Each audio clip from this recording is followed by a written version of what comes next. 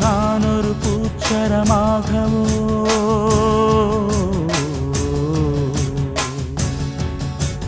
நீழ்குழல் மீதினில் ஆடவோ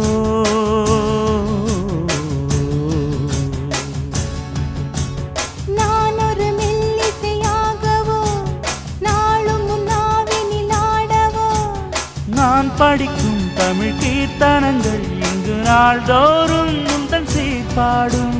பூங்கரத்தில் பசும் பொன்னிறத்தில் வளை கூத்தாடும் முந்தன் பேர் பாடும் மாக்கோலம் மழை நீர் கோலம் அல்ல நான் காணும் இந்த ஊர்கோலம் மலை கோயில் வாசலில்